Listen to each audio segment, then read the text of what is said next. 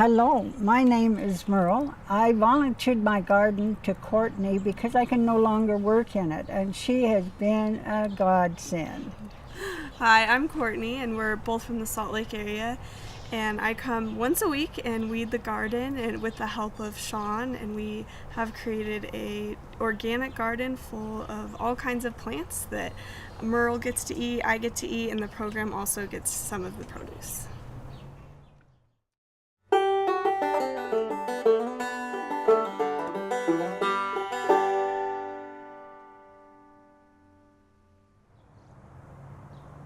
I'm retired.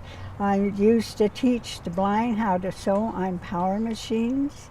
And when I retired from there, I went to the senior center and started teaching exercise for the seniors. And I've done it for 17 years. And I'm still doing it. And that's me. I'm a college student at the U going into my sophomore year, and I'm doing economics and political science, hoping to get into food policy, looking at how we can get more of organic gardening and more sustainable gardening into our everyday practice. I come once a week, usually Monday evenings, and I weed the whole garden, and we plant seeds and harvest the vegetables that are ready to be harvested. Merle's always sharing her tips and tricks with how to harvest things and what to plant when, and definitely she's great with weed control. She's had lots of tricks for that as well. And bug control. Yes, and bug control. Lots of bugs.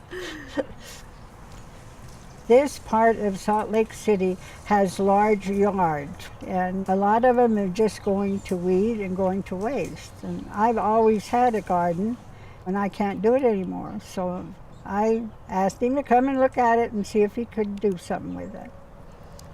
And I got in touch with Shawn through the Binion Center at the University of Utah, which is a big service center, and I learned about him and got in touch and was really excited to start gardening. A few years ago, someone approached us about helping them with a garden, a lady who had a bad neck injury, and I started that garden. I worked in it with her, and it was amazing. I got this opportunity to really bond with her, to learn from her. She shared with me all these different things that she'd had in her childhood and ways she'd grown food before, and the idea dawned on me, this is a full circle return. 80 years ago, all agriculture was organic agriculture, and here's this generation that grew up as kids knowing about organic agriculture. And so I took this idea of taking young college kids and taking them into the gardens where they learn organic agricultural skills. We have the homeowner there who shares insight and information with us. And we all learn. I learn new things every day when I'm in the garden. And hopefully the college students learn something as well. And there's all these resources that already exist. The seniors have large space. They can't work. And they know how to garden. And the college kids live in dorms, they don't have space, and they don't know how to garden, so it seemed like this perfect match. I am just thrilled to death, and so is my family, because they don't want me in the garden. I fall down too easy. So I'm just thrilled with it.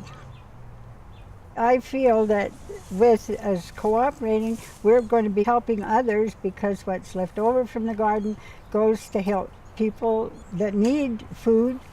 And I think people are just being foolish, just letting things go to waste. We have a lot of neighborhood gardens in the neighborhood that they are working on, but I think this was a good idea. And I've definitely learned a lot. I think it has been lost, the wisdom sharing between, older people and the younger, and I'm always eager to learn.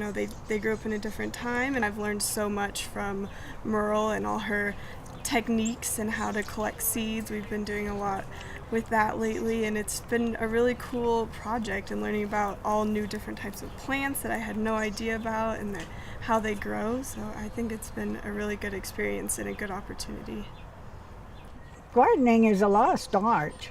It has to be come back. It has to be cultivated, so to speak.